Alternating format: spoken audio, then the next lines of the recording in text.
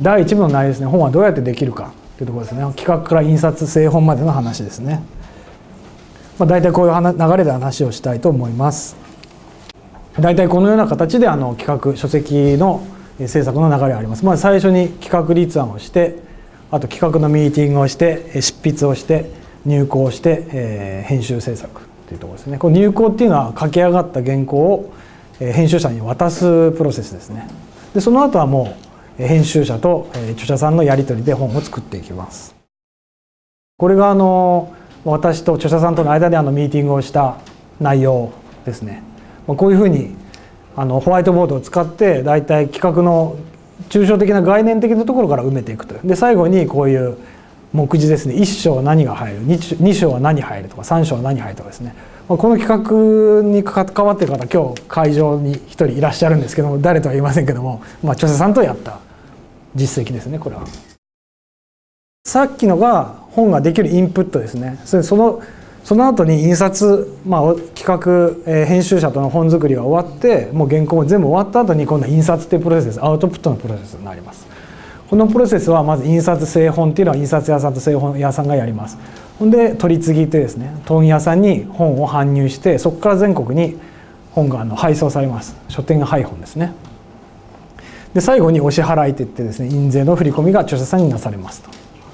大体これが、本が、出来上がった後の、最後までの著者さんにお金が払われるまでのプロセスになっております。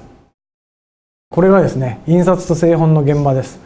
まず印刷ですね。これが印刷機械の写真です。ある印刷屋さん、印刷工場で取材させていただきました。4色オフセット機コモリっていう会社なので、これ三菱のですね。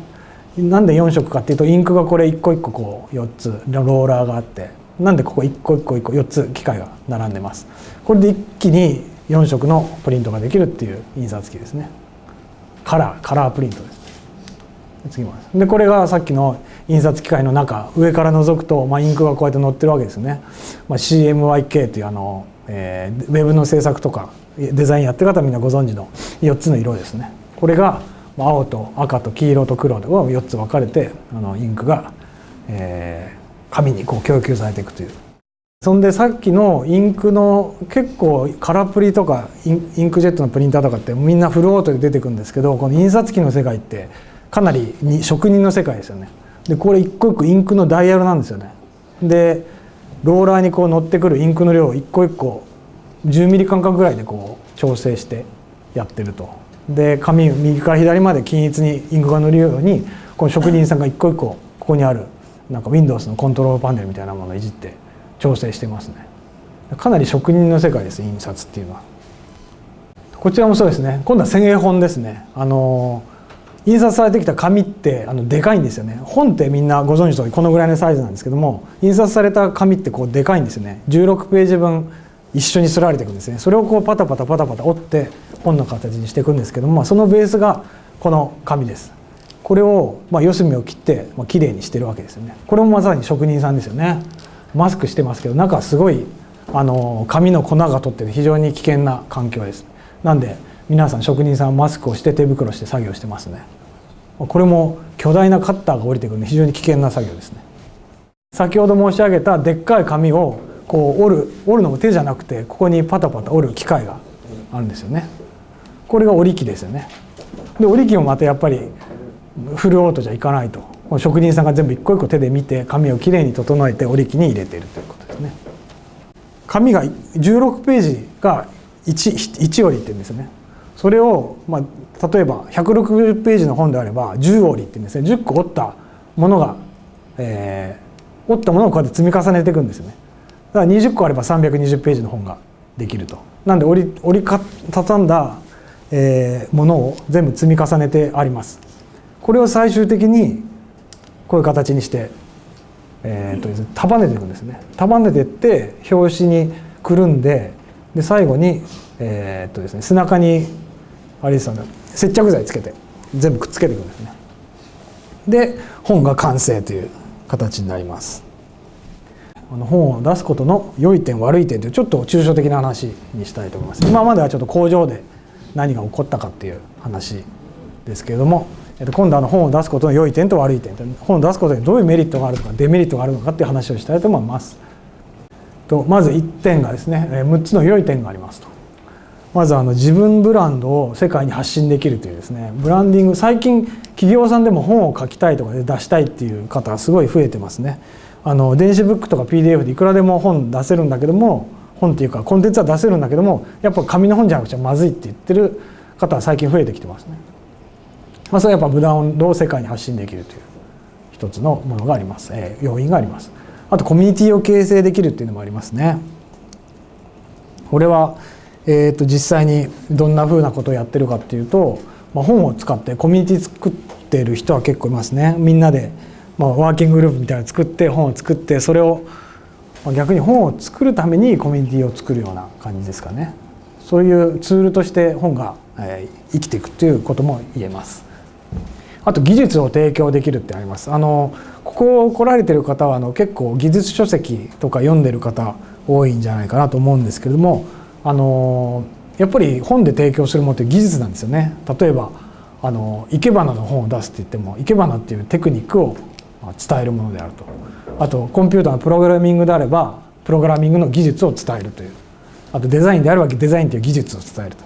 あとサッカーであればサッカーという技術を伝えるという。だから結構本は技術を伝えるすごい重要な道具でありますね。あともう一つが足跡を社会に残せるっていうのもありますよね。やっぱり本っていろんな意味で永久に残ります。あと国会の図書館にも残ります。なんで、自分がやった例えば書いた人が死んで100年200年経ってもやっぱ本って残っちゃうんですよね。文字で残りますね。それはすごい大きいです。あともう一つ重要なのは他人に与えられるっていうのがありますね。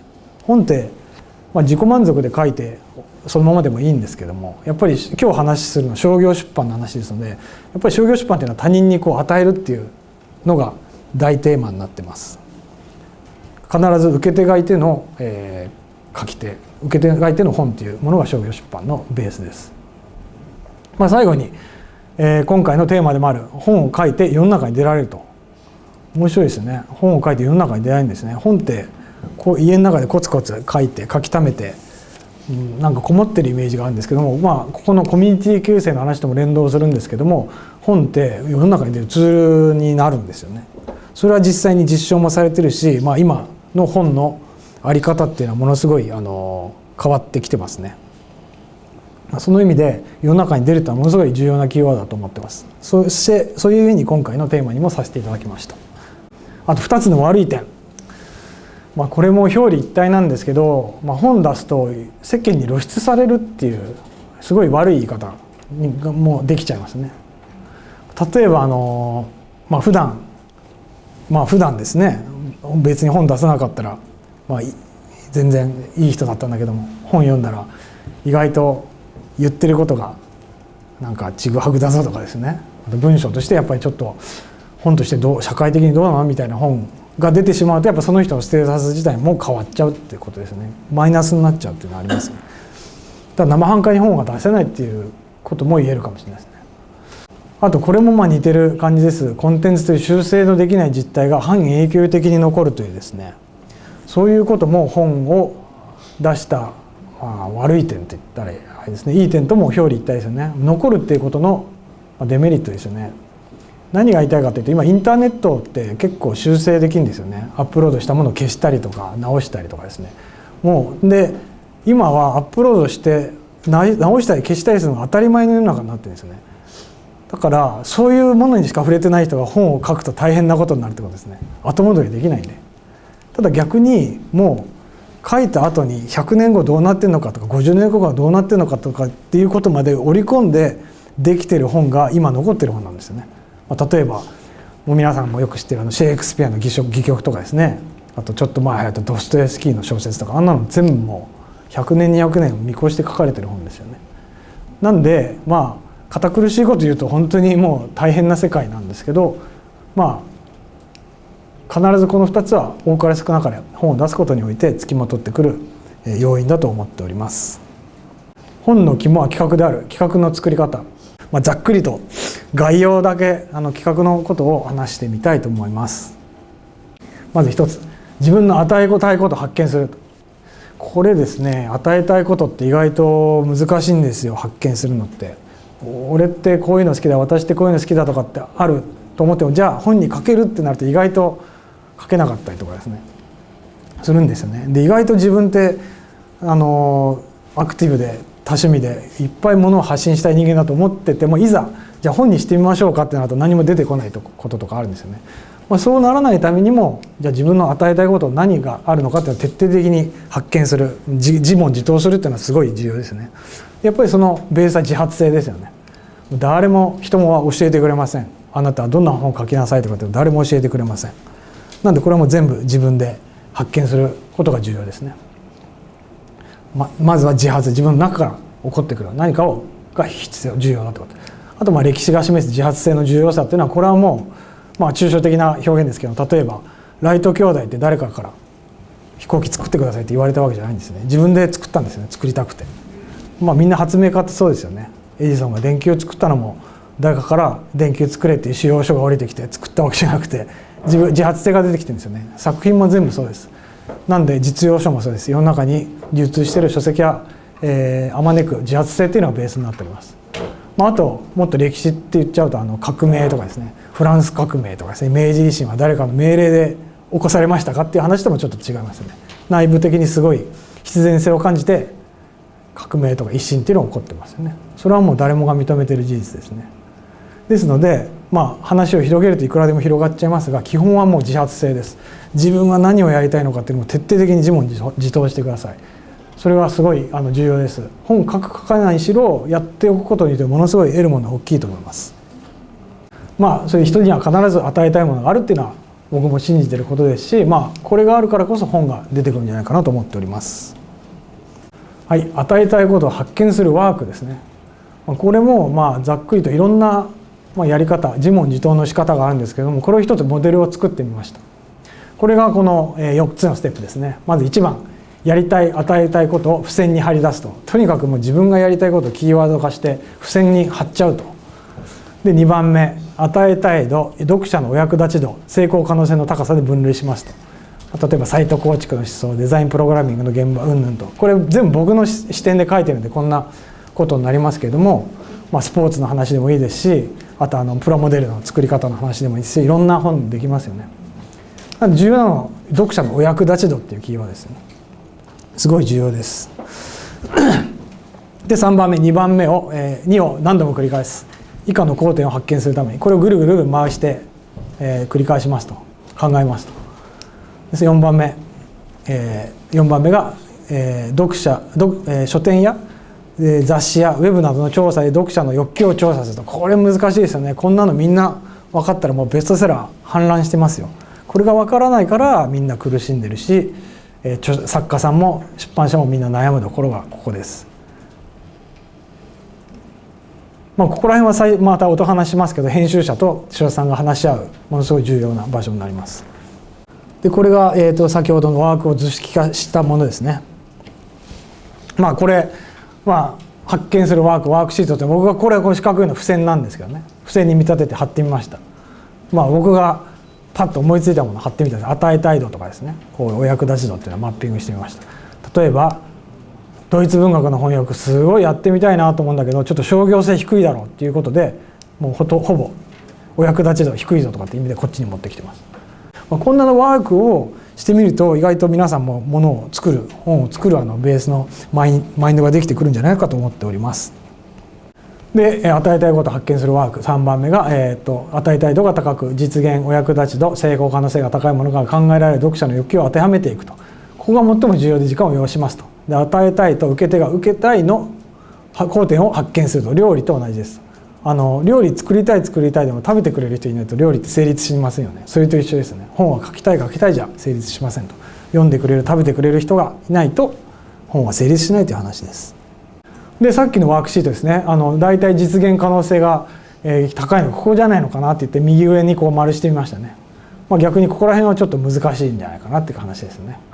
こういう感じで皆さんもいろいろやってみると本を作る種はできてくるんじゃないかな。あとこれも全部ウェブサイトのウェブコンテンツとかブログとかにも全部応用できます。商業出版で使えるテクニックというのは全部個人的な自費出版でも使えますし、何でも使えますので、あとレポート作成とかも使えますので、聞いてて損はない話だと思います。文章、物事をいかに文章に落とすか、ざっくりといろいろまとめてみました。作文テクニックです。まず日本語文法として手庭をしっかり使い分けよう。なんかすごいおちょくられたようなキーワードだと思うんですけど、意外とね慣れてる人のようで手庭ができてない原稿ってものすごい多いですね。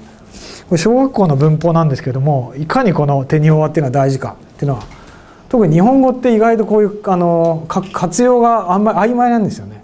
曖昧な言語です。なんでそれこそドイツ語とかロシア語とかみたいなものすごい活用がしっかりしてないと成立しない文章じゃないんで、みんな漠然と手庭を漠然と書いてしまう文章を書きがちであると。それは注意してください。あと日記やブログなので見えたものや感じたものを文章に書き残す癖をつけようと。これも重要ですね。だからエクササイズの一つとして日記とかブログを書くのはすごいいいですね。そのために感じましょうと、一種取材ですね。業界用語で言うと取材をしましょう。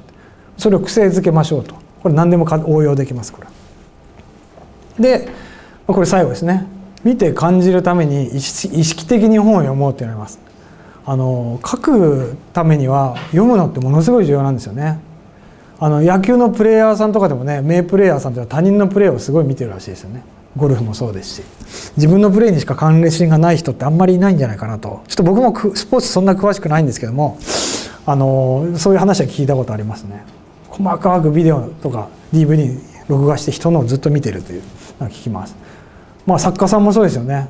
やっぱり大作家さんっていうのは人のものをやったら見てますし、それこそ自分よりも優れた作品に対する嫉妬とかものすごい深いですよね。それっていうのは意識的に本を読んでる結果じゃないかなと思いますね。なんでもちろんブログとかあと自費出版やってる方でももう意識的に本を読むっていうのはマストのアクティビティですよね。他人の書いた文章っていうのはものすごい勉強になります。2番目、で、見て感じるために意識的に街に出ようっていう、さっきも申し上げましたが、書く作業って意外と身体的な作業なんですよね。できたら街出ようと。あと山とかに行ってもいいですね。で散歩行ったり美術館行ったり博物館行ったりとかですね。もう何百年前のとか何千年前の作品に触れたりとかですね。あと博物館もそうですよね。芸術家の亡くなった岡本太郎さんなんかここで縄文土器とか見てたらしいですよね。縄文土器は私が作ったとか言ってたらしいんですけどね。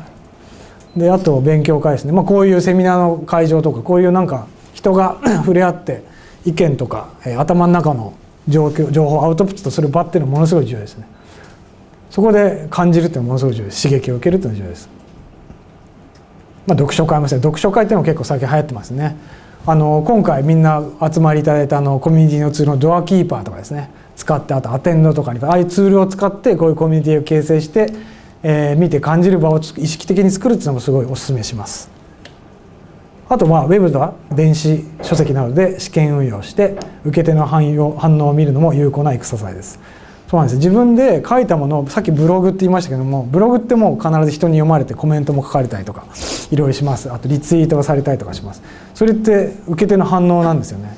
やっぱりまずいブログの記事にはリツイート増えませんし、いいねも増えませんし、やっぱりいいブログの記事にはものすごいリツイートもいいねも増えるんで、なんで何かしらの形で人に文字を公開するというのはものすごいいい本を書くためのも最高のエクササイズになると思います。本っていうのはもうそういう究極ですからね。書店に出てみんなの目に露出されて全部返品書いてきちゃったりとか、苦情のハガキが来たりとか、あと感謝のハガキが来たりとか、ミリオンセラーになったりとか、全部それは受け手に渡っての反応です。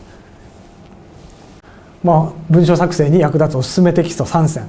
文章の書き方の本っていっぱい出てますよね。ビジネス文章の本も出てますし、あとレポートビジネス文章、あと上司に気に入られる企画書の書き方とかですね、もう腐るほど出てます。ただどうもこの3冊は昔から定番じゃないのかなと思って僕は勝手に選びました。まず1冊目はですね、本田勝一さんの、これはもう名著ですね。 Amazon でもいつも上位に入ってますね。日本語の作文技術。これはもう編集者とかライターさん、あとは職業で文章を書いてる人は必ず読んでますよね。作家さんとかも多分読んでるんじゃないですかね。あとこれですね、次文章の書き方、これは岩波の新書の本ですけども、エッセイみたいな感じですけどね、文章の書き方をすごい分かりやすくさらっと書いてる本ですね。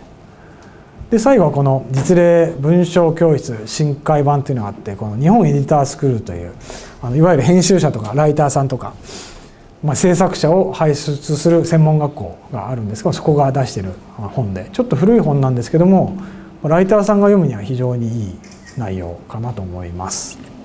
編集者も使います。あとブロガーさんとかも結構使えると思います。次もあります。はい、最後これですね。この文の最後ですね。あなたは書ける人チェックリストをやりたいと思います。1分ぐらいでささっとやってみたいと思います。はい。これですね、10個リストがあって、この中で何個イエスがあったか、ちょっと皆さん頭の中で考えて、指折り数えて考えてください。半分遊びですけどね、ちょっとやってみてください。じゃあですね、次回答です。これになります。はいが0個の人、手を挙げてください。この中いらっしゃいますか。さすがにいないですね。やっぱり書こうっていう人はね、やっぱりこういうセミナーに来るぐらいですから、0個の人はなかなかいないかなと。それでははいが1から4個の方いらっしゃいます。結構多いですね。1、2、3、4、5、6、7、8、9、10人ですかね。ということは3分の1ぐらいですかね、今日。問題は書く気になるか、受動的に木が熟するのを待つか、能動的に書くテーマを探そう。さっきの自分探しワークをやっていくしかないですね。3分の1いましたか。じゃあはいが5から8個の方、手を挙げてください。多いですね。12345678910111212人ですか。ちょっと若干多いぐらいですね。はい、テーマとライティングのテクニックさえ見つかればほぼ書けると。でもテーマっていうのはすごい難しいんですよね。ライティングも逆にもっと言ったらテーマとライティングのテクニックが揃っていてもなかなか本が書けないとかっていうことがあったりする。でもかなりいい線いってますね。じゃあはいが9個以上の方、いらっしゃいましたね。大体そうですね。やっぱり研究関係なさってる方っていうのは文章と非常に近いんじゃないかと。ただそういう人でも商業出版の文章とはまたちょっと書き方とか作り方違うんで、すごい今回の話は参考になるんじゃないかと思います。はい、これで大体およそ第1部を終わらせたいと思います。